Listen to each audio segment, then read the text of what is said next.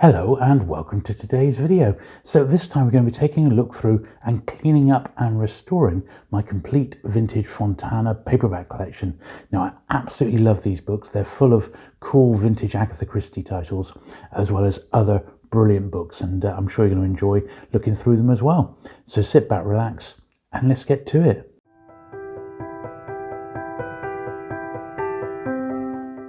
Okay then, so these are actually in numerical order, these Fontana books, and these early ones have got this very distinctive sort of yellow livery, and this is actually number 2, and it's The Wooden Horse, a famous sort of World War II escape story. Now, not all my Fontana books are actually first editions, but some of them are the original. Mostly they're the original covers, and they're sort of the best condition copies that I've got. So this one, for example, is actually a 4th printing from 1956, that one, and it actually doesn't appear too bad at all.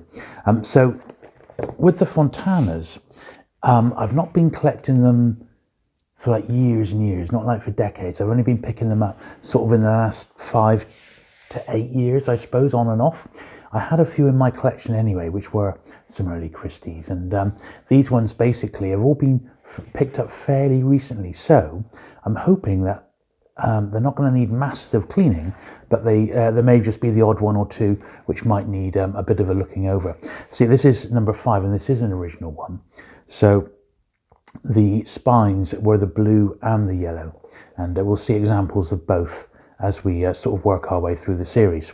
So what I'm going to do is just going to sort of sense check each one, go through them, check to see if there's any sort of anything inside, any writing, anything to be repaired in that sort of way, and then we'll give the tops a dust off, because the tops are quite dusty.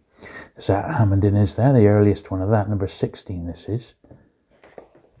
And some of the books, I believe I might even have once or twice in different covers. So this is Lord Edgware Died. So this is the first of many, many Christies that we're going to see today. One of the big attractions with Fontana for me was the fact that they had Christie as one of her main authors. Now, at this time, Agatha Christie herself was being published by 3 different publishers in the UK.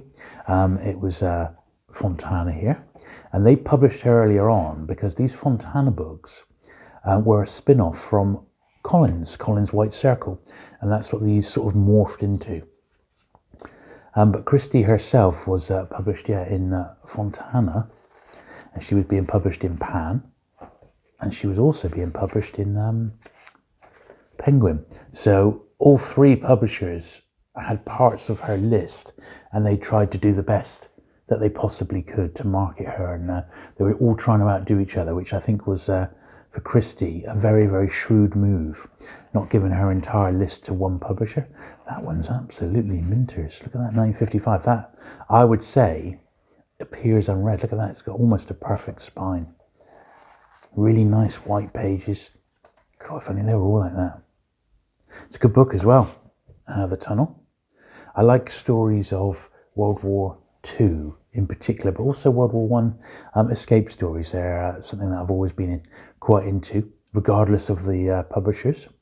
Now, these early Fontanas, because they were published sort of 53, 54, the very earliest ones that we're looking at, this was around the time when there was a bit of a boom for Second World War memoirs. So that's what this is here. This is Behind the Enemy Lines in Burma. This is a sort of another war-related one. And you find this with all the publishers. They just sort of jump on the bandwagon of, you know, what was popular at that time. One thing, this is a good example to show you how these are made. So the Fontanas, generally speaking, have held up quite well. They have a reinforcement on the spine and at the back there, that reinforcement bit. And that's one of the little trademarks of Fontana. Not all the publishers did that, but it's meant that on the whole, the books could be reread a few times, you know. Here's another one. So the other real reason I got into Fontana in a big way was because of, as we'll see later on, in the late 60s, there was an artist called Tom Adams. And Tom Adams did these beautiful painted jackets, which were sort of macabre And he specialised in the Agatha Christie ones, although he did do a few other titles around this sort of time for hardback dust wrappers. But for paperback, he did these Fontana ones. So let's go and give these a dust. And nothing needed to be done in these, which is great news, but it's just the tops here needing a bit of a dust. They're not too bad, but that second one there, which I think's been in my collection for a long time, has probably never been cleaned in this way, and it does make a difference. And it is always the top edges that are the worst. The bottom edges are usually pretty good.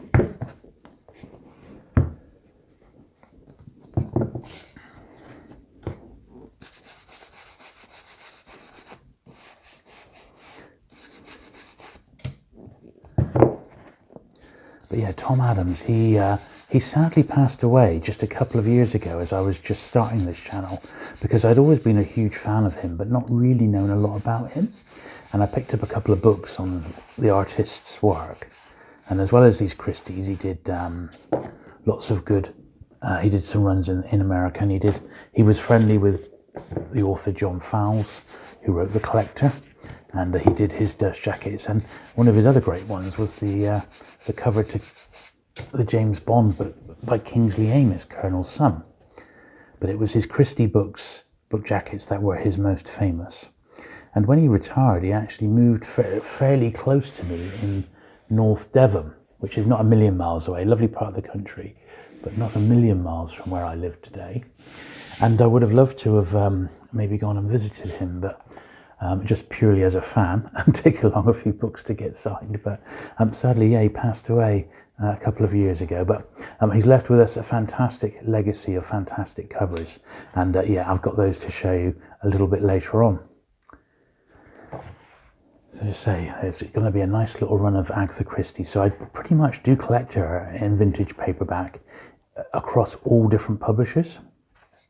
So, I mean, something like this is it's not a particularly nice copy, but it's basically the only one that I've had come through my hands. And I like the Pan editions and the Penguin editions. As I carry on collecting, better copies will come my way in little job lots, which is how I like to buy my books these days. I like to buy in job lots if I can, and then just trade on or sell on my spares, and then I'll upgrade them.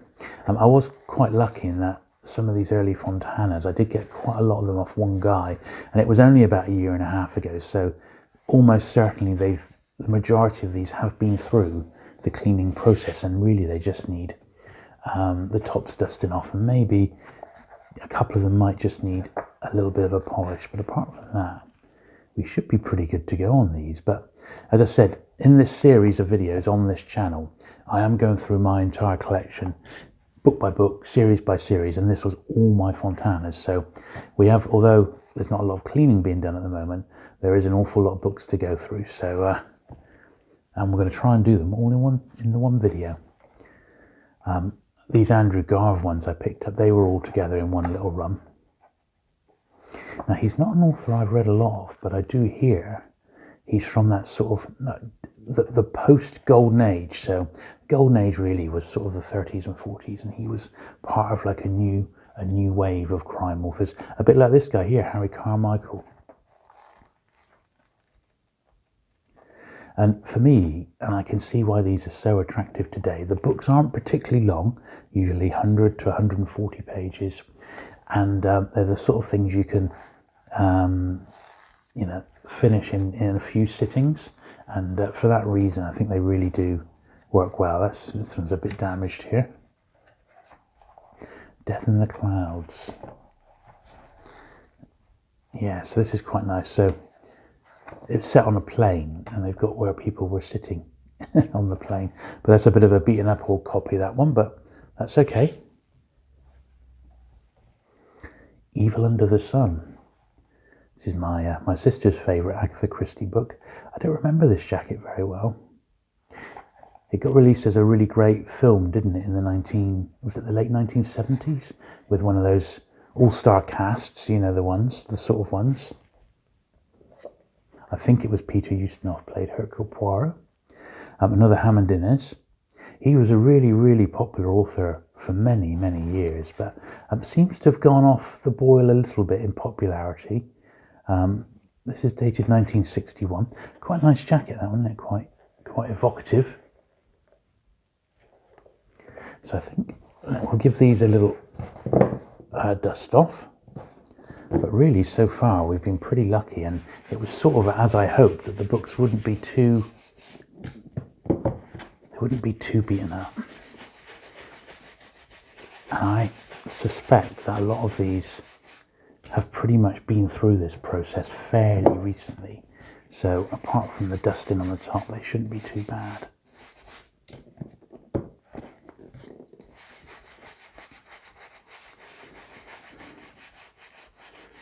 We have, as they say, seen a lot worse.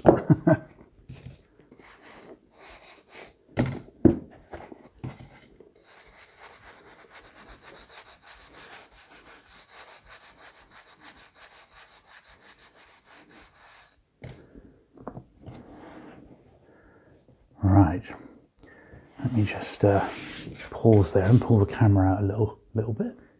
There we are, so giving myself much more room now so we can see. Oh, there was a bit of fluff coming out of that one when I flicked the pages. And obviously that one's got a bit dusty. Oh, look at that, that's got a little, make writing your hobby. There's a few of those there where they're trying to get people to sign up for writing courses. Now, this is a great one. So this is a great example. So this is the original Fontana cover to Destination Unknown. But the volume that came out, I believe, in 1967, which is by Tom Adams, is my all-time favourite paperback cover. Definitely in the top 5, but it's very, very close to being my favourite ever. So later on, I'll show you the 60s one, and you'll see what I mean. It's really evocative of the time, and it's just a great, great jacket.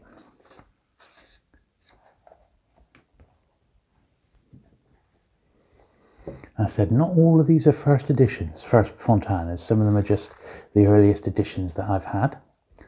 And what I found as well, when I was picking up some of the Tom Adams Christie covers, is that when Fontana re-released them, because this is pre-ISBN, of course, they released them with a different Fontana number, even though it's got the same cover. So when Pan re-released a book with a different cover, it came with a different number. Fontana didn't do such things, so for that reason, if it's a later copy with the same jacket in Fontana, I haven't kept it. I've got rid of it. So what we should be seeing here today is all sort of unique covers. There shouldn't be any duplicates here. Here's another World War II escape title. Dumb Witness. There he is with his little corgi dog.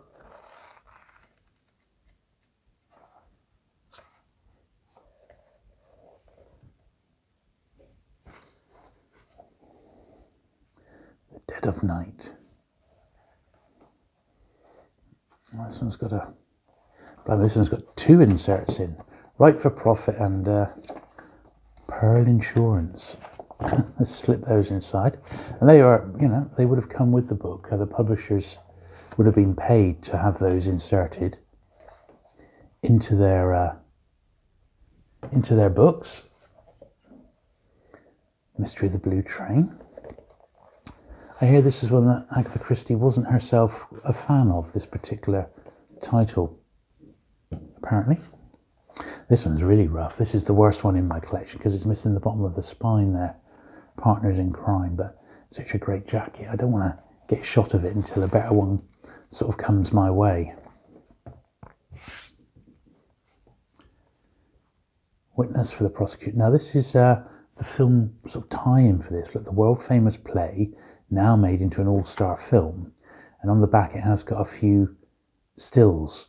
Edward Small presents Tyrone Power, Marlena Dietrich and Charles Lawton in Witness for the Prosecution. And there we are. So that's quite nice. That's a nice little variation, isn't it? Look at Michael, because as I said, these and a load of Andrew Garve books came in one little collection. I was really pleased to get these. So Let's give these a brush, because we hardly needed to do any work on them at all. I haven't rubbed out a single price, which surprises me because I had a few in my collection anyway, which I think would have needed to have been done, a bit like we've seen with my Pan and Penguin books. Quite a bit of dust coming off the top there.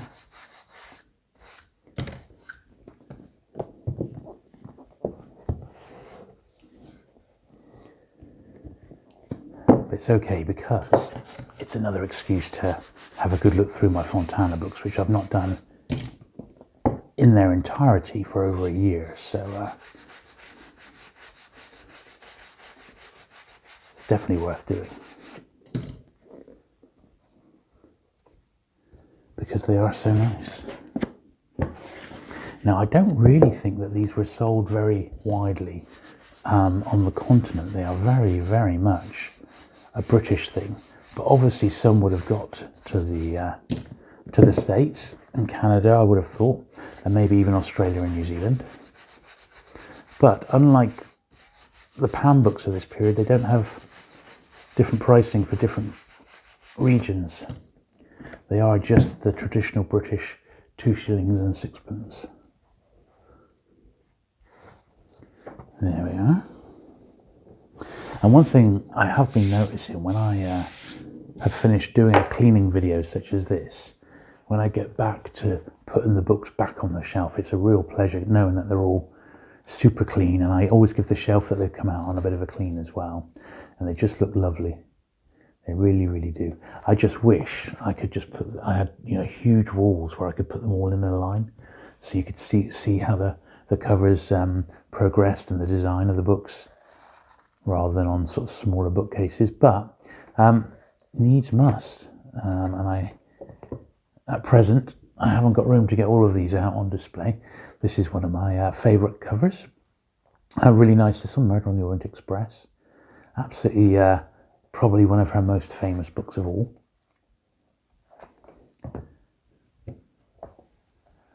Five Little Pigs.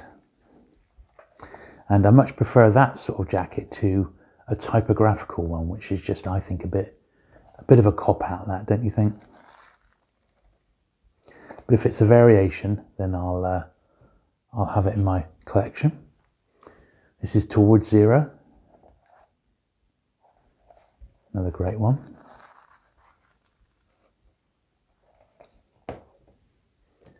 Loads of Christie, another one. I've had a couple of copies of this and I've always found it a harder one to find in nice condition. I don't know why. I must have had 3 copies of this one now, and they've all been a little bit not perfect, shall we say. Yeah, don't know if I'm a fan of that one. Look at his expression there. Thing is, with Fontana, they had what they were called house artists, and they didn't sign their work. And unlike Pan, for example, who made such a big deal about their artists and almost celebrated them, and they let them sign their artwork. I think maybe Collins were just a little bit cheap in that regard. This is one I've had for years, and you can sort of see by the condition of it, Invisible Man. It's one of my favourite H.G. Wells's, definitely on the rougher side, and it's not a first. It was still printed the first year, 1959, December, that said it was printed. Another Harry Carmichael.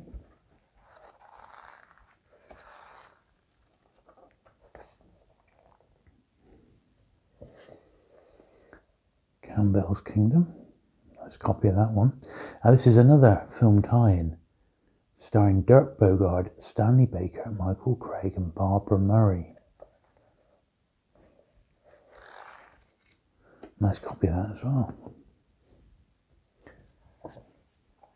Dead Man's Folly. Poirot's treasure hunt became a murder hunt.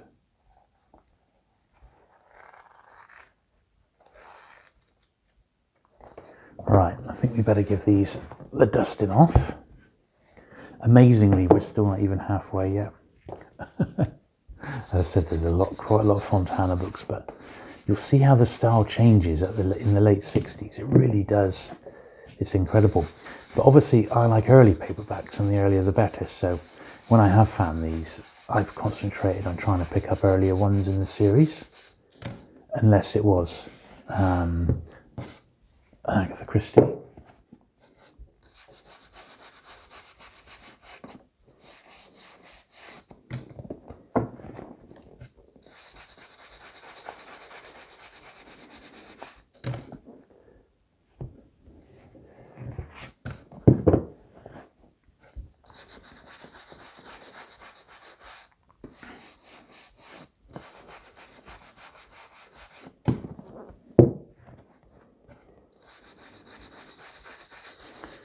Quite a bit of dust coming off this one.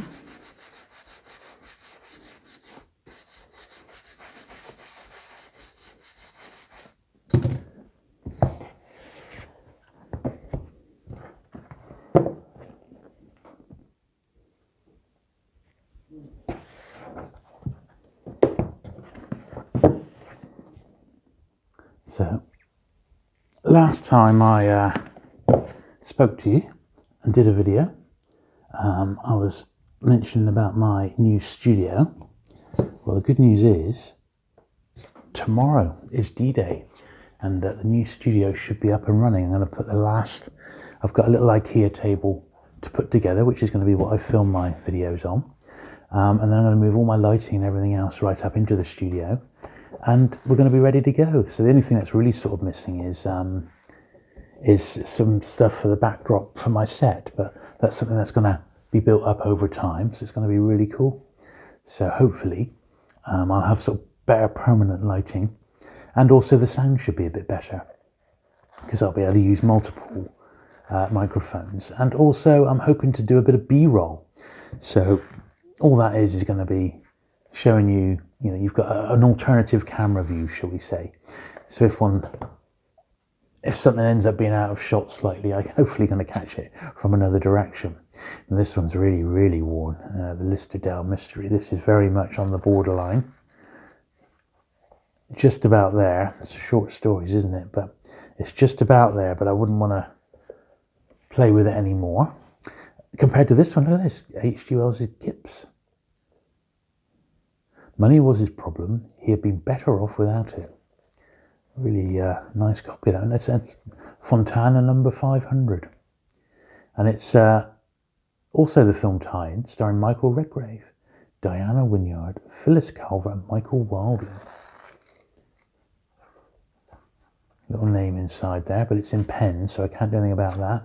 And first issued 1961, so we are into the 60s now. Dawn of D-Day. Another nice war memoir. It's lovely condition as well. That's absolutely minters, as they say. What a beautiful copy that one is.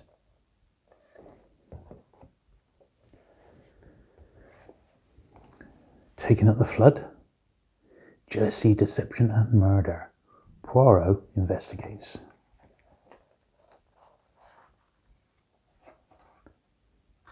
It's funny that most of my Christies have had one or two readings, maybe a few more.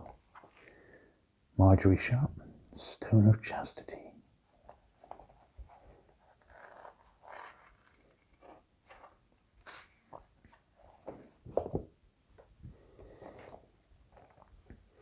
Julian Simmons, first one of his we've seen today, isn't it? Murder, Murder. 21 outstanding stories from the casebook of Francis Quarles. It's quite a stiff copy, this one. It's almost as if it's got wet. If you look at it, it almost looks like it's got wet and then it's been dried out, so it's not great condition. But, it's Julian Simmons. I don't want to just chuck it away. It's going to be there until I get a better one, if I ever do. A Hero for Leander. Andrew Garth. Cool, I've had a really easy job. I've got all my gear to the side here, my rubber, my glue and everything else, and I've just not needed it. I'm not even sure whether these warrant polishing. I might give them a very, very quick polish, but to be honest, I don't think they need it. They're all looking pretty good. Sitterford Mystery. Excellent stuff. Dead Men Don't Ski.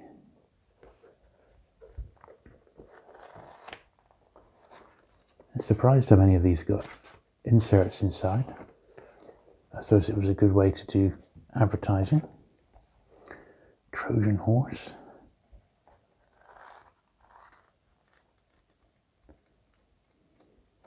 Yeah, I think these are perhaps the closest to being the best made books after Penguin. N or M. Yeah, just with the way that the books are put together.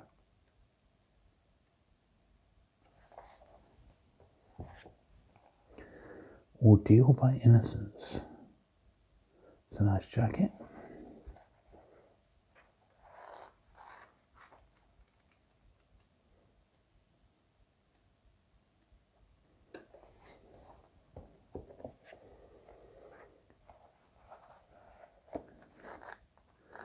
Cover style is starting to slowly change now. Yeah, 1963. Christmas pudding.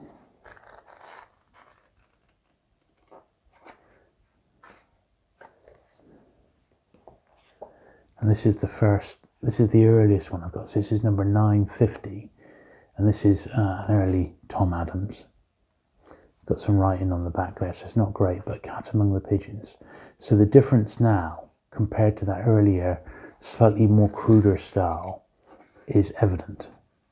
Now, in this early one, it'd be interesting to see if Tom Adams actually gets a credit. Not at the moment, but they do celebrate him later on.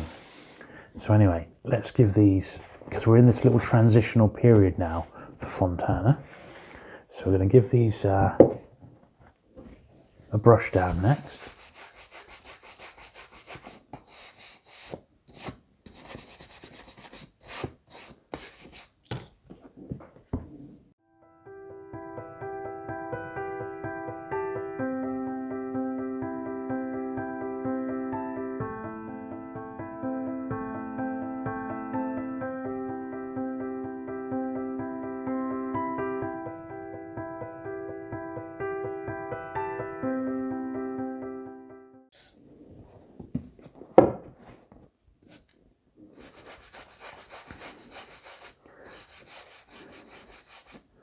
Yeah, I really don't think these books need a polish. I really don't. I think, you know, because they've come into the collection in the last, mainly, in the last few years, they're not exactly in bad condition.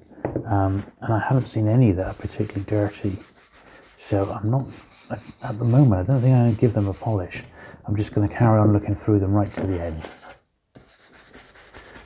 The one thing that they clearly did need, though, was a dust off the top. Because when I potentially did these first time round, I was only using my toothbrush, and this particular like shoe brush actually gets into the books much better. Sort of gets into the tops of the pages here.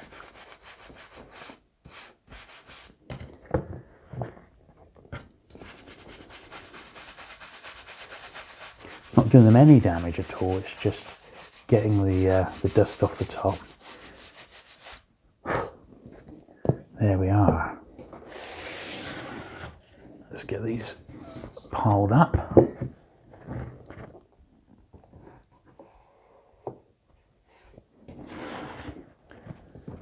They sure are colourful, aren't they? And I guess these would have really stood out back in the day, in the late 50s and 60s. Imagine seeing rows and rows of these on the shelves in the bookshop. I think they would have been really quite something. I think they were really distinctive with their yellow. But as we're going to see now, we've sort of hit the crossroads where we're moving into the ones with white spines, which is also synonymous with Fontana. But I don't know. I sort of would have enjoyed them more in the yellow. So this was Fontana number 1000. There we are. And for that privilege, they had a brand new Christie, The Pale Horse, which was never published before in paperback.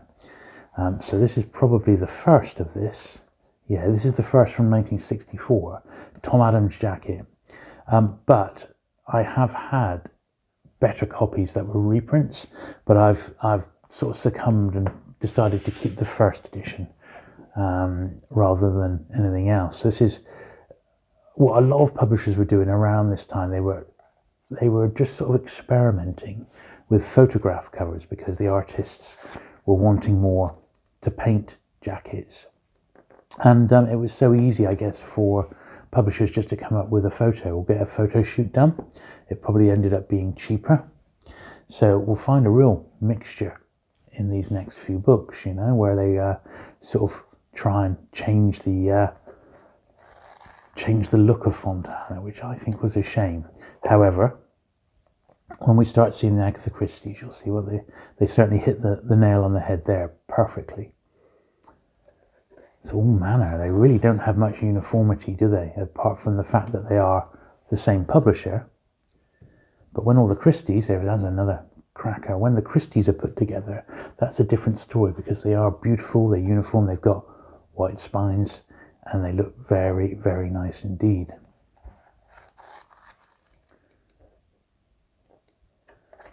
I know a friend of mine who collects these Agatha Christie's, Nicholas Rawl, he's a published author himself, mainly collects Picador white-spined paperbacks from the 1972 up to about 2000 or so. And he has a collection of these white-spined Tom Adams. Also my friend Tim over at the Pan Collectors website, he has a collection of them as well. Really, really great fun. This one isn't a Tom Adams, but this is the movie tie-in to the ABC murders. Stars Tony Randall as Hercule Poirot, Anita Ekberg and Robert Morley.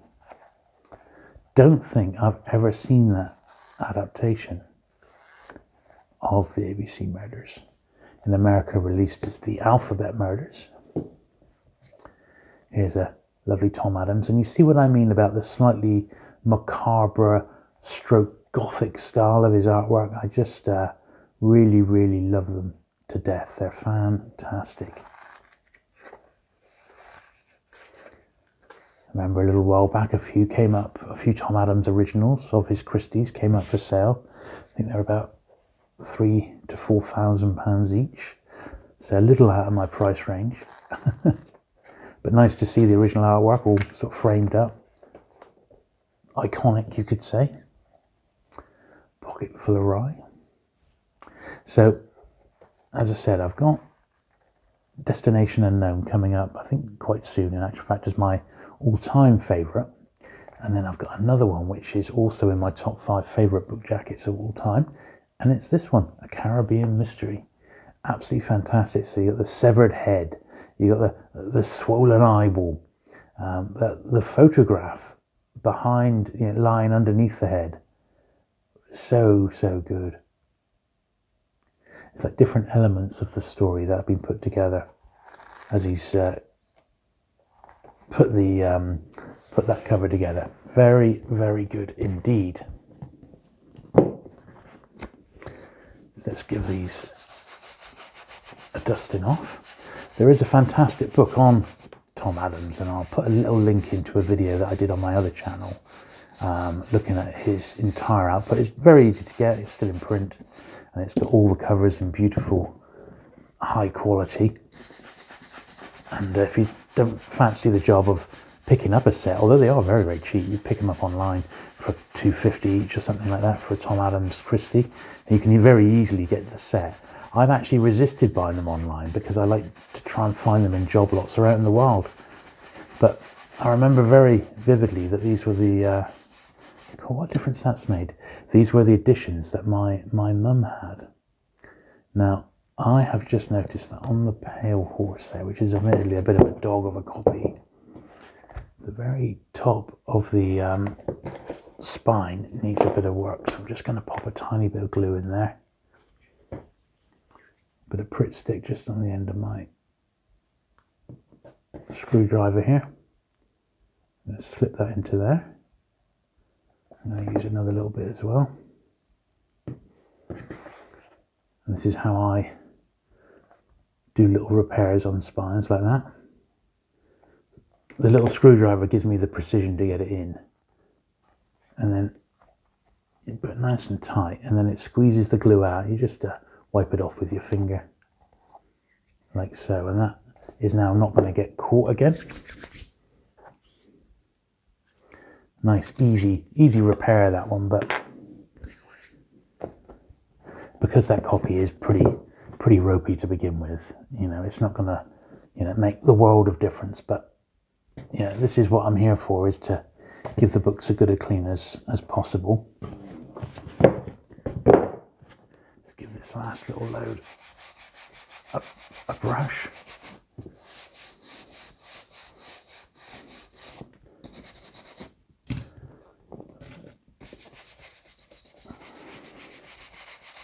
It's interesting to see, if you look at this, these books are all published within a year or two of each other, but how some, like this one here, or these two, have hardly got any aging at all. Some have got a little bit of, you know, really delicate aging. Then other ones, like that one there, have got aging and mottling, like they've got some mould in them, or they've been stored in not the greatest of environments.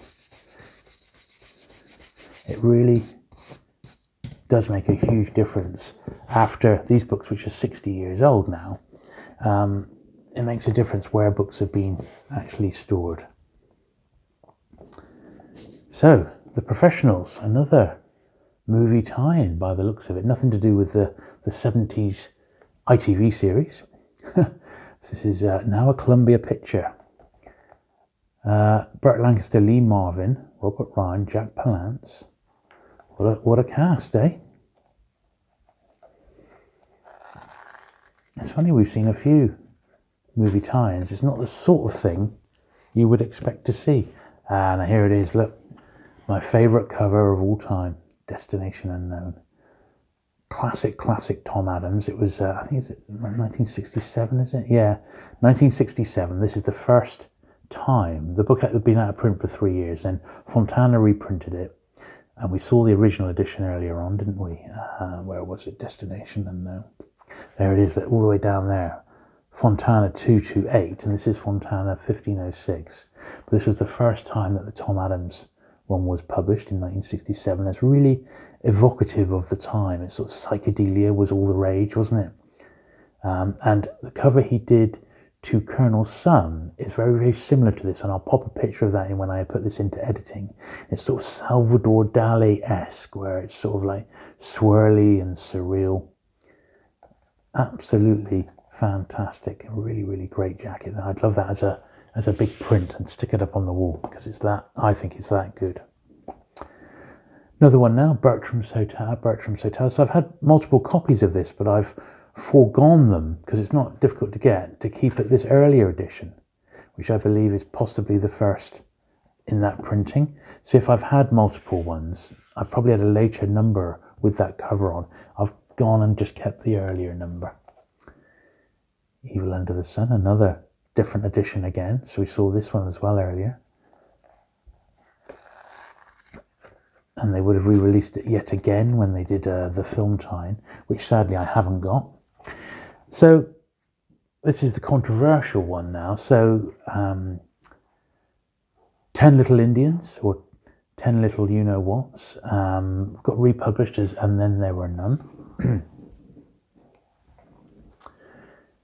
So now probably the most controversial one we're going to see today.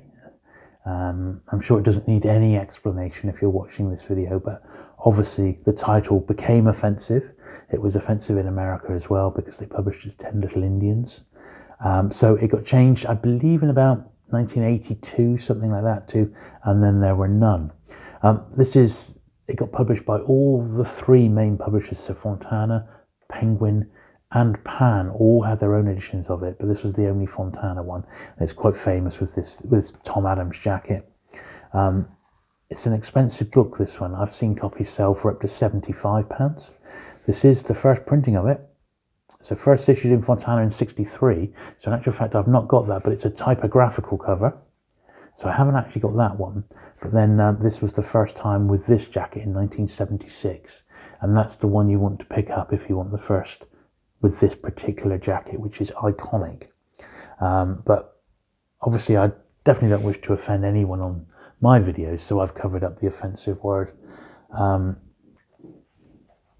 for the sake of today's video. Right, 2015, so another movie tie-in, and it's Harry H. Corbo. Do you remember him from Steptoe and Son, maybe? Can't remember ever seeing this film, but this is interesting all the same.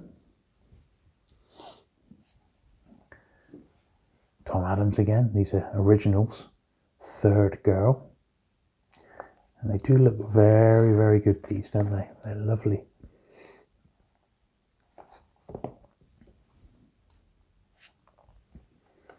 After the Funeral. Another nice one.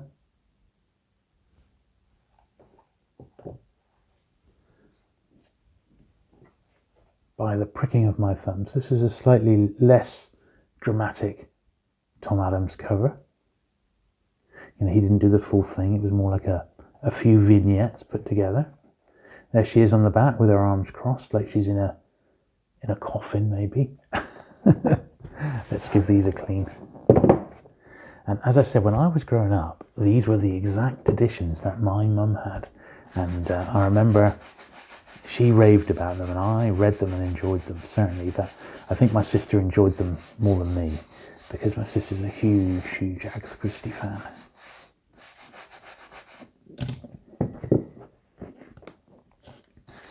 Christie had a massive wave of, massive resurgence of popularity during lockdown, as did reading in general, I think. Lots of people started reading again. They had lots of time on their hands and they got stuck into a good book, and it was fantastic to see.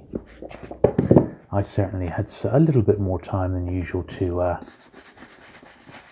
concentrate on my book collection, although I worked straight through the pandemic. I didn't have any furlough time at all.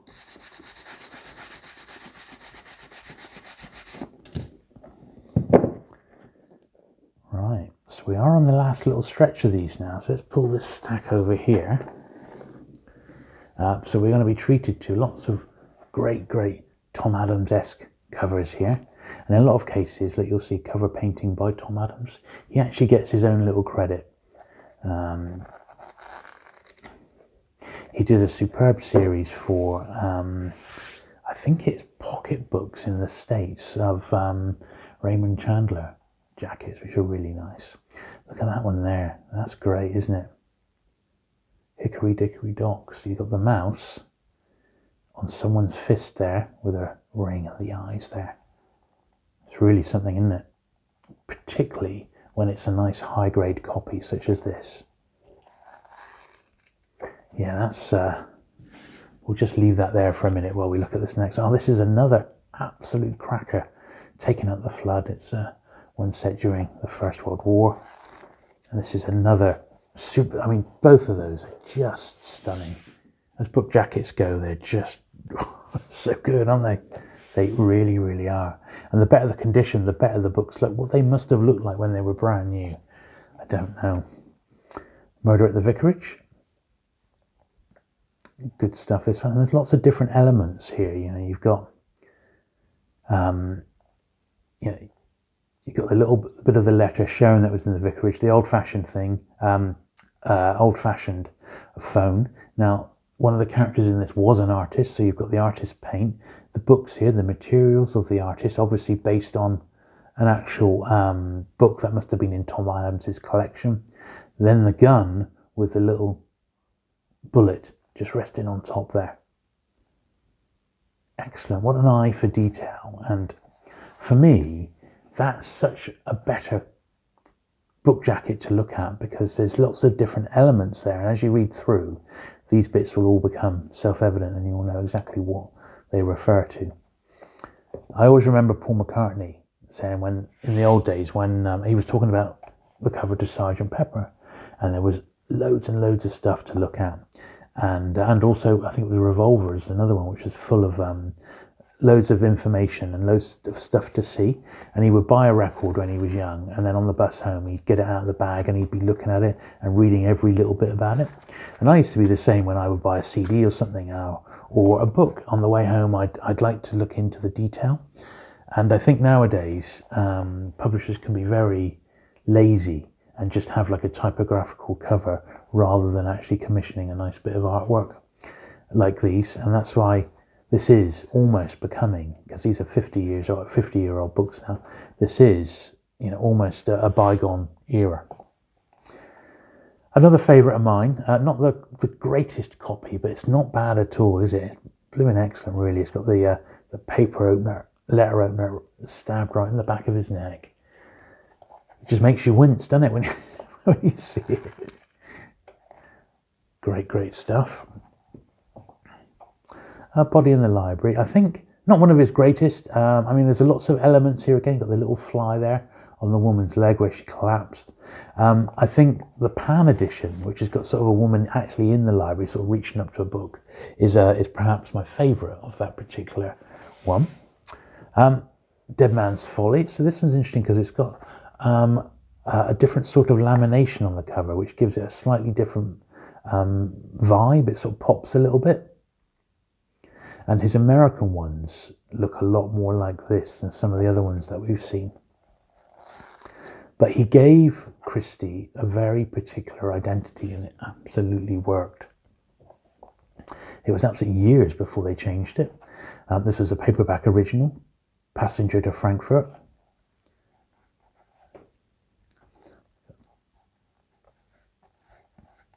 A tiny little mark there on the front.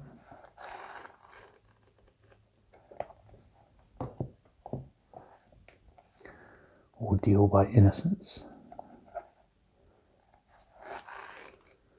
Yeah, lovely. So let's give these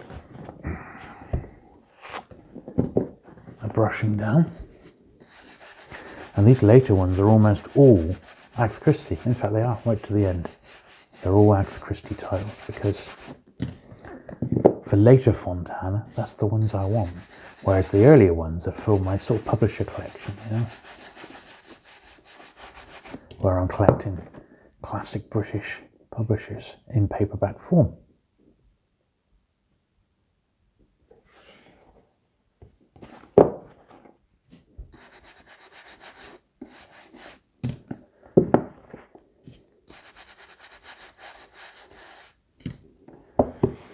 Make another stack there for these last ones.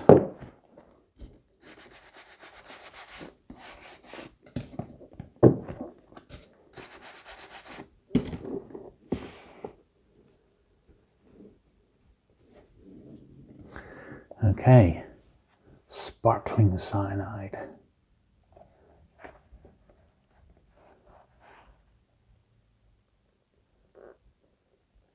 I can't believe not one of these actually needed really treatment, did it? Nemesis, another paperback original. Of course, these are the tail end Christies that were being written. So it's only natural at this point that they came out as Fontana paperbacks. Death Comes as the End. This is one which Fontana got much later. This was a Pan for years, and there is also a Penguin edition of it.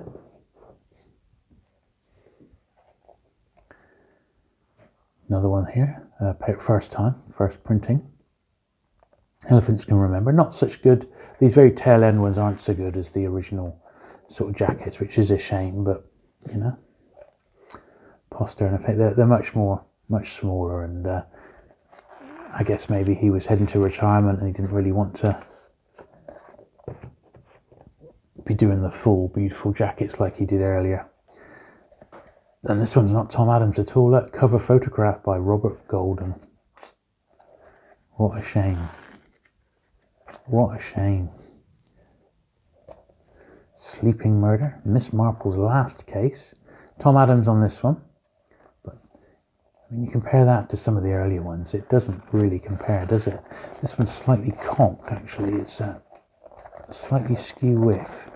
So I might need to check that one when I pop them back in. And Poirot's Early Cases, which was also Tom Adams.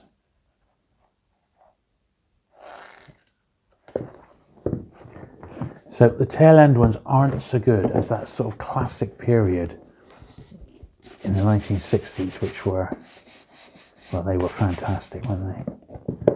They really were.